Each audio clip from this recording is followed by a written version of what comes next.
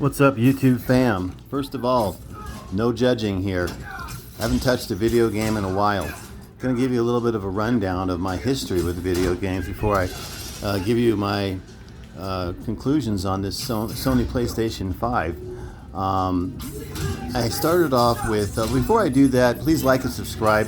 And also, if I have we call it Patreon, excuse me. I'm trying to hard play and do this at the same time, but I have a Patreon as well.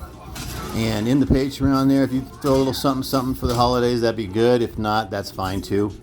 What I was going to say is I started off back in the Atari 2600 days. And in the 2600 days, the first 2600, I believe, were released for $900, if you could believe that, in the 80s. That's $900, guys. And there was one kid in the neighborhood who had the 2600 Atari. And everybody from the neighborhood gathered around his house because his parents were the only people that were into gaming or, all that kind of stuff back then with the Dungeons and Dragons and the whole 9 yards. So we all gathered around his house. Long story short, got kicked out because my little brother got us kicked out for beating his butt on the game and kind of got us in trouble and we had to leave. Then onward, we went to the next game, which would be the Atari 5200. No, it's the Comcord. There's a Comcord game console. What else was there? Intellivision. Remember the Intellivision, guys? For you guys that are my age. And we got the Atari 5200. Came out next. PlayStation 1, 2, and 3. Then we had, before the PlayStation 1, 2, 3, I'm missing one. Dreamcast. You guys get the point. You guys get the point where I'm coming from. So the last console I actually bought was the Xbox One. We're talking about the VCR Xbox One. Looks like a VCR. And I didn't buy the Xbox One X, One S, and I didn't get the PlayStation 4 and the PlayStation 4 Pro because it wasn't enough of a jump for me. I didn't really feel that it was worth the jump to get either one of those consoles. It just seems like to me they're so close to the Xbox One as far as graphics. It didn't seem like it was like light years ahead. It didn't seem like it was a nice jump. Before that, I owned a company that was an Xbox repair company. It was an overall repair company of computers, game consoles, the whole 9 yards. It had successfully that running for over 6 years. And that did basically everything. I repaired them. We did computers, we did a lot of different things with that, and it lasted for a while, and we had a good time doing it. And we did the Xbox 360, which you guys remember that, the good old red ring of death. So that was really lucrative for somebody owning a business, that's for sure. So you guys all remember those days. But back to the Xbox One story. I just never thought it was a good jump for the Xbox One S, One X. The Xbox One S had that faulty Blu-ray 4K player in it. It just didn't seem like a nice finished product to me. Now, on to the PlayStation 5. This is what I've been waiting for. And one of the things I like that are not being talked about is something so basic and so simple. This has actually a Wi-Fi 6 in it, which is the latest generation of Wi-Fi. The Xbox Series X only has a Wi-Fi 5, and you get just a better, cleaner connection. It's faster. It's quite noticeable on just everyday apps like your Netflix, for instance. So that is one of the things that people are not talking about as well. That is something so simple. This console is a finished product, this PlayStation 5. Listen to me, guys. Finished product.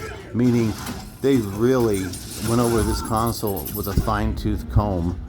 Now, I do know that the Dolby Vision is not on this at all. But I believe they're going to have the Dolby Vision update just like they did with the standalone player, the X700, updated later on down the road. I'm not too sure why they didn't release the Dolby Vision with the actual console, but I think it's coming along, guys. You know, it has the capabilities of doing that and putting Dolby Vision on here. I mean, if they could give you all this power, they could give you the Dolby Vision profile on here as well. So no worries for that, guys. I'm almost positive they're going to put that on this unit. But this is a finished product. I do have the one with the disc in it because I do enjoy a lot of 4K movies. The 4K player is absolutely stunning in HDR. I have seen some reviews out there, people not reviewing the product properly with the right settings and saying that it was just mediocre. No, it's not mediocre, guys. I compared this to my standalone X800 Mark II Sony, and it's par to par, toe to toe with it. So I don't know who's saying that, and I've seen some of those videos. I'm not going to mention anyone else's video and what's going on with theirs, but they must not have it set up properly.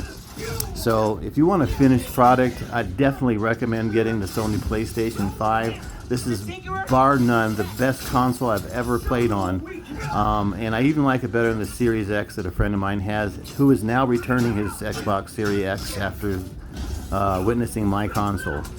So he just says he likes it, it plays smoother. He just feels it's more of a finished product. Now I do understand they're going to have some updates for that Series X, so I'm not going to knock it.